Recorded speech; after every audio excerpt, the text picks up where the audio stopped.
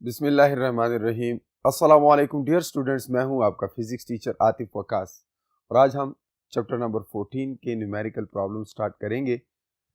सबसे पहला प्रॉब्लम जो है उसमें एक सिस्टम है और उसमें दो काइल्स हैं। दो काइल्स का एक सिस्टम है और एक है काइल ए, दूसरा है काइल बी। गिवन डेटा मैंने यहाँ पर लिखा हुआ है, आप अपनी टेक्स्ट बुक में देख सकते हैं 14.1। तो उसमें एक सिस्टम है जिसके अंदर दो काइल्स हैं और दोनों काइल्स आइडेंटिकल, उसने कहा है कि आइडेंटिकल हैं और उसमें नंबर ऑफ टर्न्स 500 है। तो काइल ए और coil B both are identical having number of turns 500। फिर ये है कि काइल ए के अंदर करंट जो है वो 6 एम्पियर करंट उसमें रन की जाती है और काइल बी जो है उसके साथ कोई ईएमएफ सोर्स अटैच नहीं किया हुआ। आप लोगों ने म्यूचुअल इंडक्टेंस का टॉपिक पढ़ा होगा, उसमें आप लोगों ने ये पढ़ा है कि एक काइल के साथ हम कोई चेंजिंग करंट लगा लेते हैं जिसकी वजह से दूसरे काइल के अंदर ईएमएफ प्रोड्यूस हो जाता है। इसको म्यूचुअल इंडक्टेंस कहते हैं। तो बस उसी के बेस पे ये क्वेश्चन है।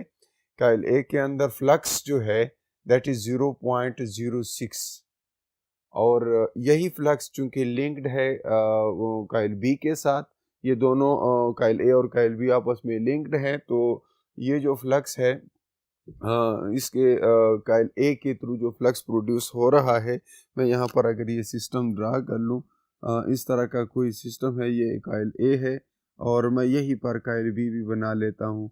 तो यहाँ से जितना फ्लक्स निकलता है उसकी मैग्नेटिक फील्ड लाइन जो है उसमें से 70% दूसरे के अंदर से भी है, ये वो कह रहा है।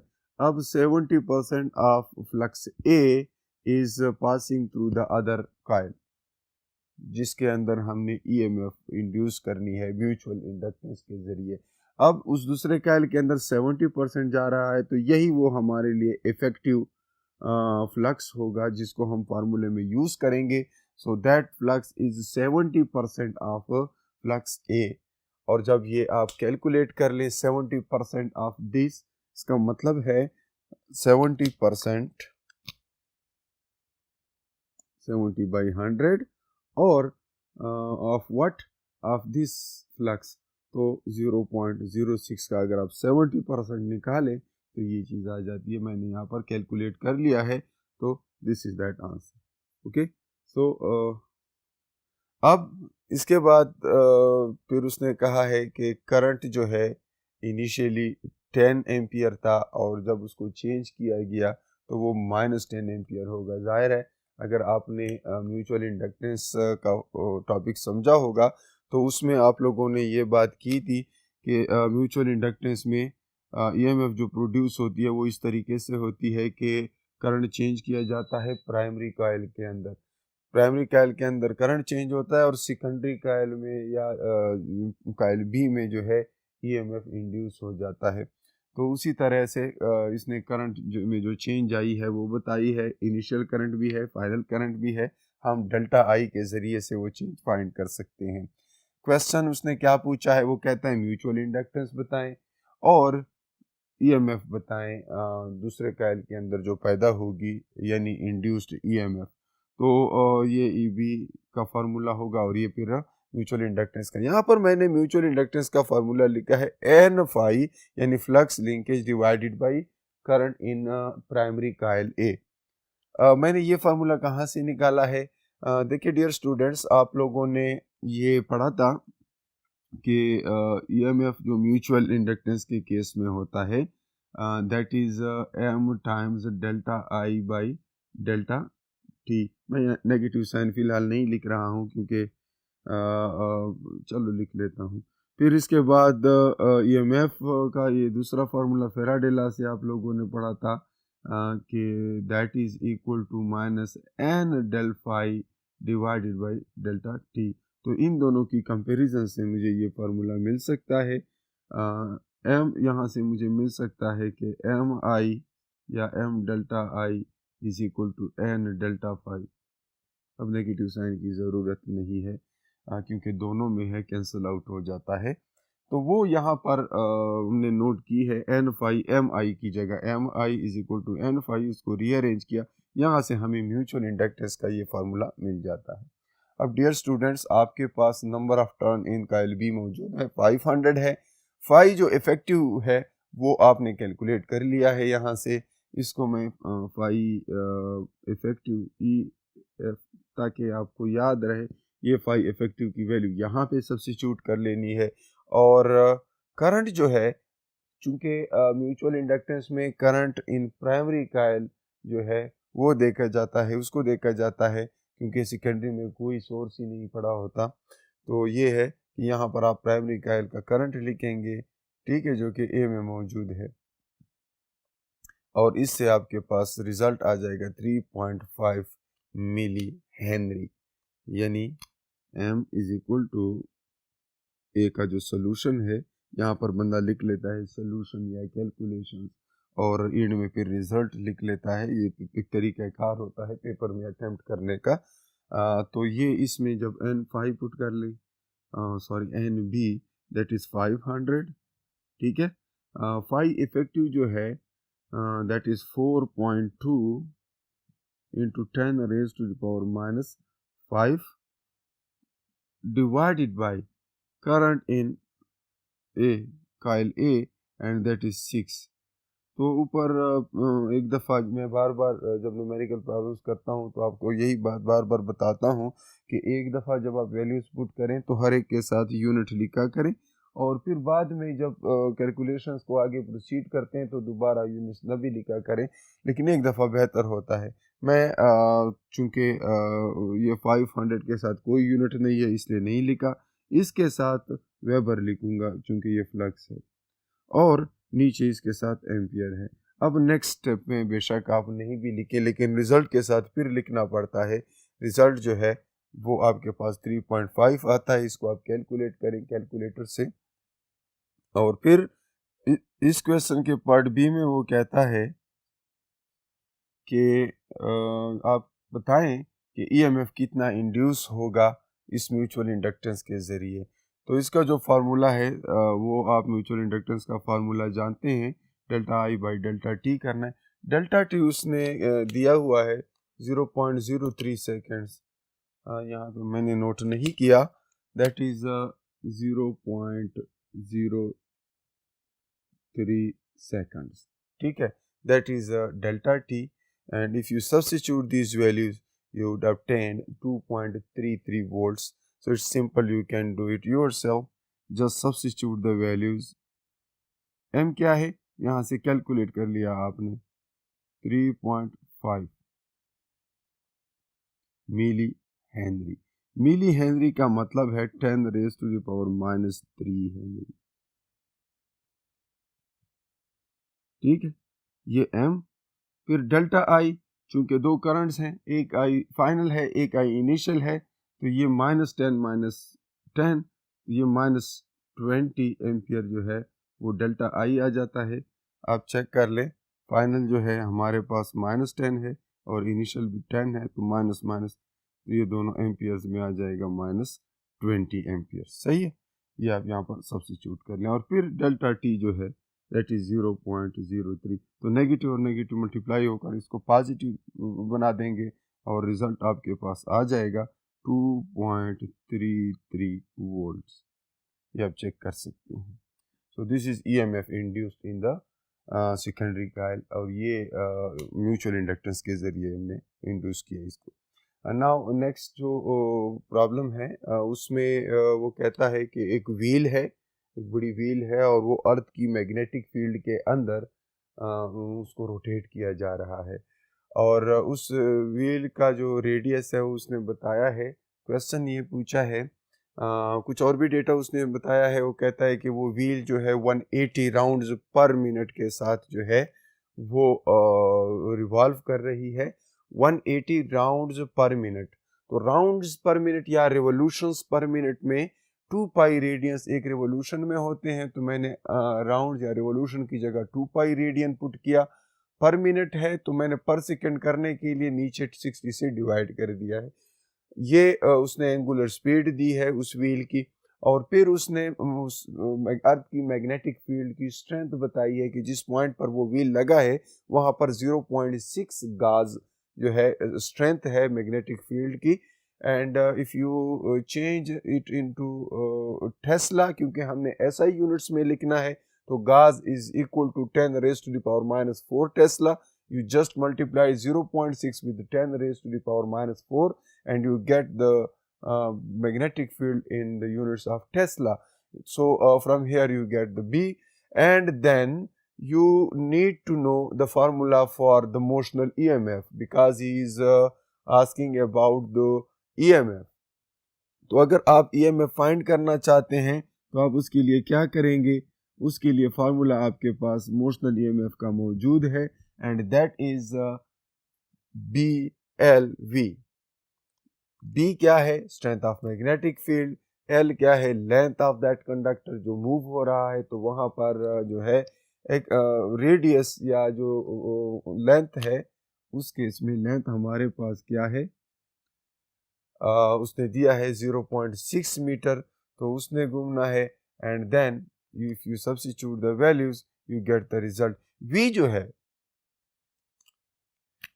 V उसने नहीं बताया लेकिन ओमेगा बताया है, तो V is equal to R omega, जो कि आप ऑलरेडी जानते हैं relationship between linear and angular velocity. So you just substitute R omega for V,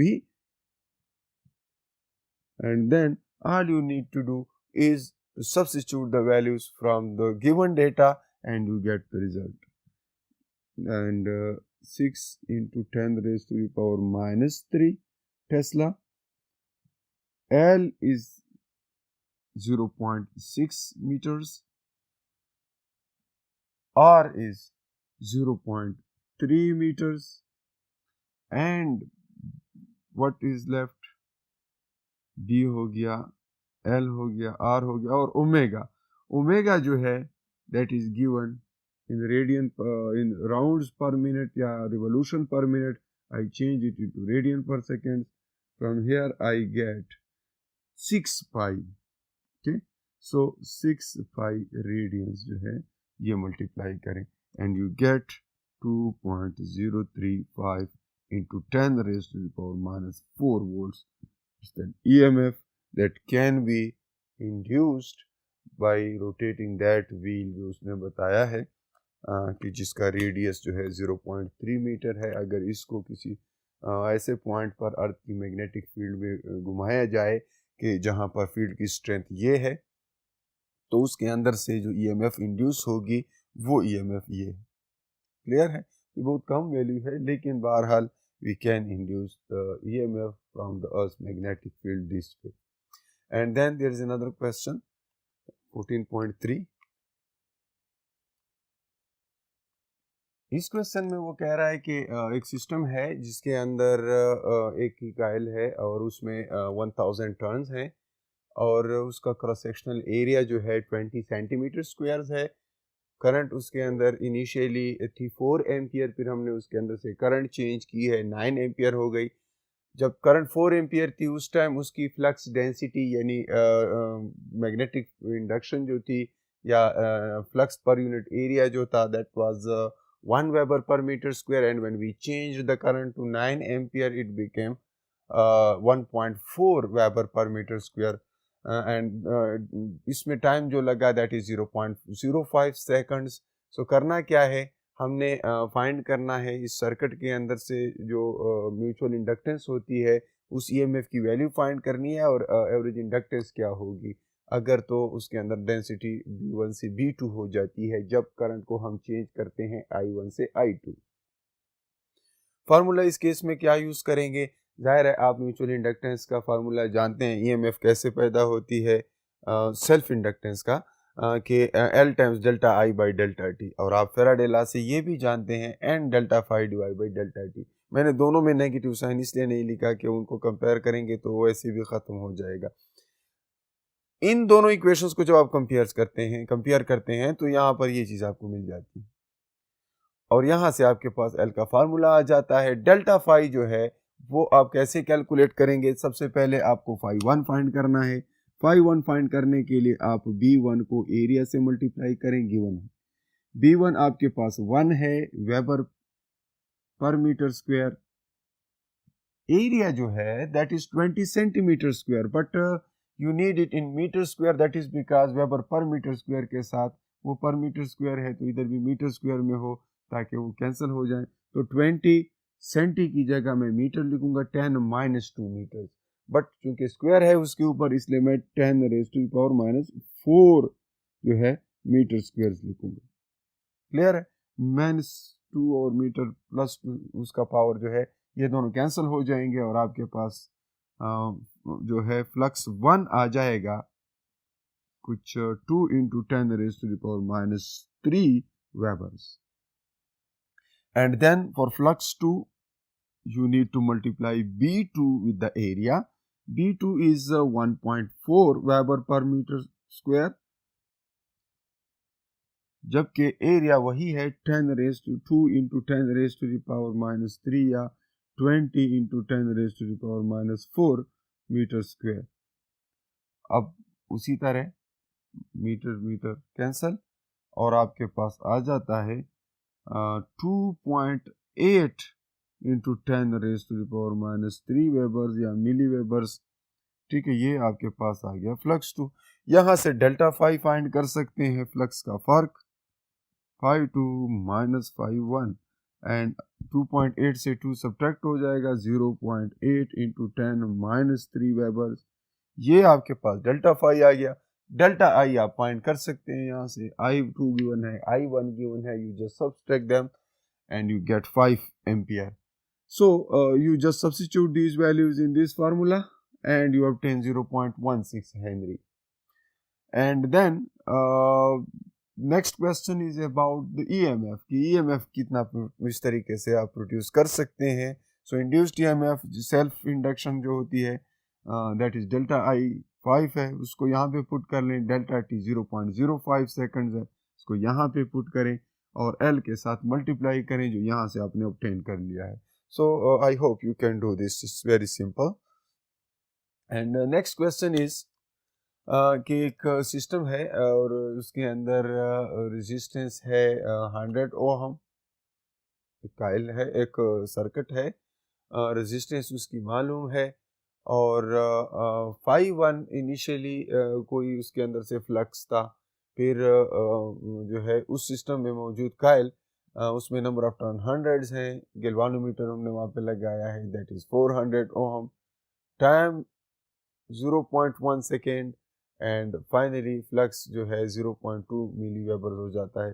तो कितने टाइम में 0.1 सेकेंड में फ्लक्स 0.1 मिली वेबर से 0.2 मिली वेबर हो जाता है, फ्लक्स कम हो गया है। ठीक है, सो फेराडे लॉ में आपके पास जो है that is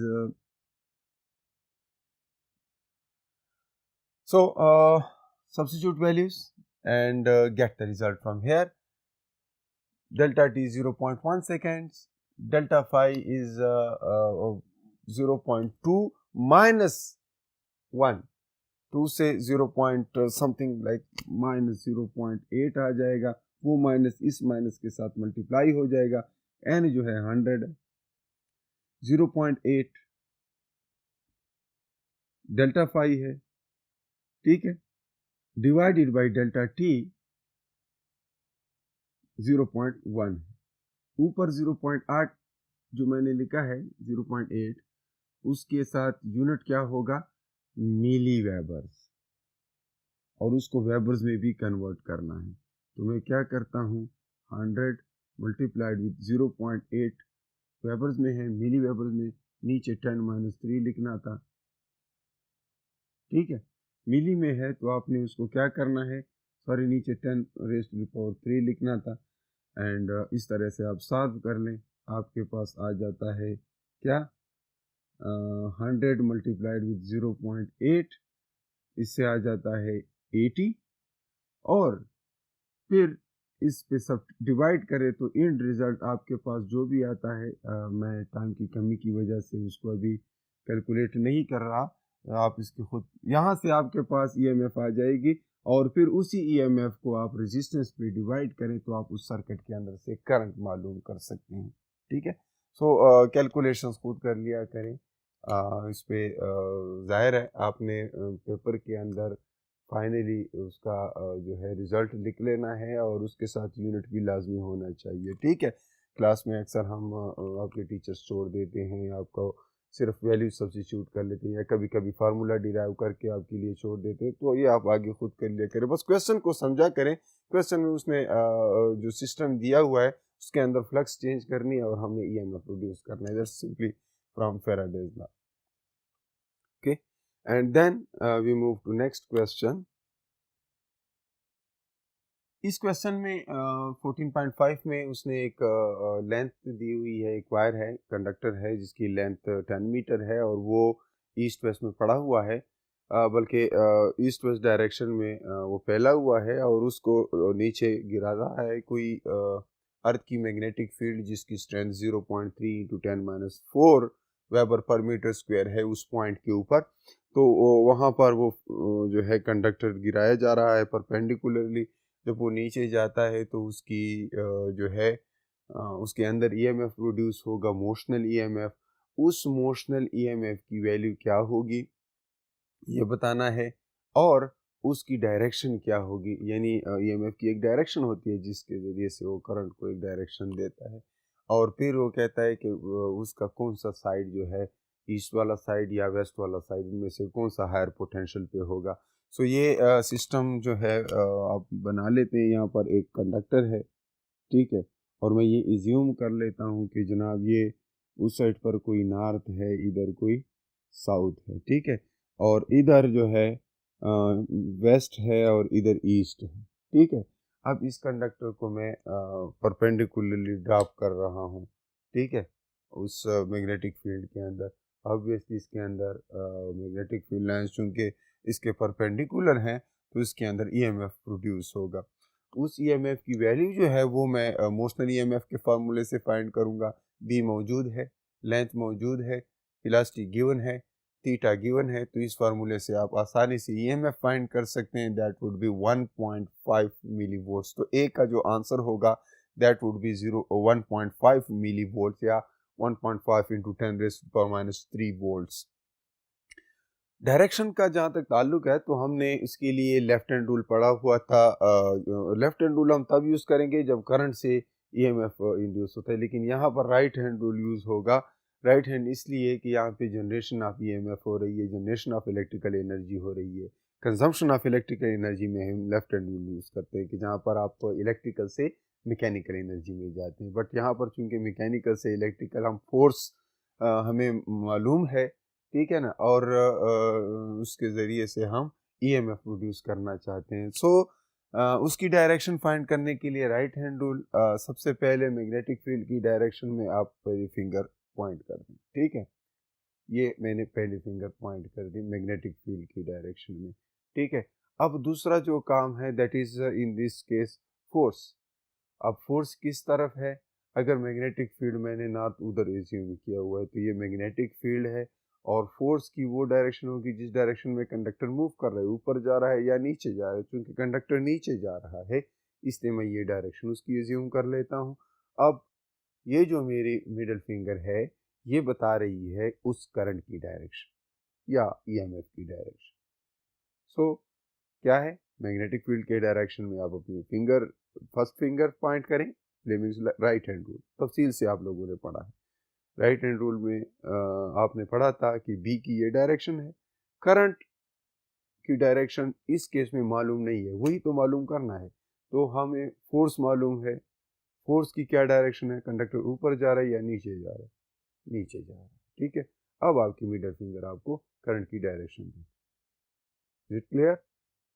so conductor is moving downward. ये नॉर्थ और साउथ असल में ऐसे हैं, south out of the page है और बाहर है और नॉर्थ अंदर कहीं है, ठीक है, और मैग्नेटिक फील्ड लाइंस ऐसे निकल रही हैं। तो आपके पास जो करंट की डायरेक्शन होगी वो इधर होगी। अगर मैग्नेटिक फील्ड लाइंस इधर हैं, फोर्स डाउनवर्ड है, तो करंट लेफ्ट से राइट होगी, ईस्ट से वेस्ट की तरफ होगी। तो इस तरीके से आप करंट की डायरेक्शन बता सकते हैं। So then next question is once again very simple. वहाँ पर करंट किसी कंडक्टर के अंदर एक सेल्फ इंडक्टेंस वाला सिस्टम है, एक ही कॉइल है और उसमें हम करंट चेंज करते हैं I1 से I2। I1 is 5 amperes and I2 is 0 amperes. पहले 5 एम्पियर्स करंट होता है, उसको हम 0 कर देते हैं। ऐसा करने से हमारे पास जो है वो कहते हैं EMF प्रोड्यूस होती है 200 वोल्ट की इंड्यूस हो जाती है। और फिर इस तरीके से हमने L की सेल्फ इंडक्टेंस की वैल्यू फाइंड करनी है। फार्मूला आप जानते हैं सेल्फ इंडक्टेंस का, EMF is equal to minus L del I by del T. And इस तरीके से आप सेल्फ इंडक्टेंस फाइंड कर सकते हैं, जो कि 4 हेनरी आता है, मैंने कैलकुलेट किया है। ठीक है। सो डियर स्टूडेंट्स, यहाँ पे मैं इस लेक्चर को ख़त्म करूँगा। 14.6 न्यूमेरिकल प्रॉब्लम तक हमने कर लिया है। नेक्स्ट लेक्चर में हम फिर 14.7 से लेकर जो जितने भी 14.11 तक के या 12 तक न्यूमेरिकल प्रॉब्लम्स है वो सॉल्व करेंगे। इनमें से कुछ प्रॉब्लम्स जो हैं थोड़े से कन्वेंशन से हटकर है, थोड़े से पेचीदा नज़र आते हैं, लेकिन वही 3 बुनियादी फार्मूले सेल्फ इंडक्शन, म्यूचुअल इंडक्शन, फेराडेला या इमोशनल EMF, ये कुछ चंद फार्मूले हैं जो आपको बार बार इस्तेमाल करने हैं इन प्रॉब्लम्स में। So I hope you understand these things and इंशाल्लाह meet you in next lecture. तब तक के लिए अपना बहुत सारा ख्याल रखिए। अल्लाह हाफ़िज़।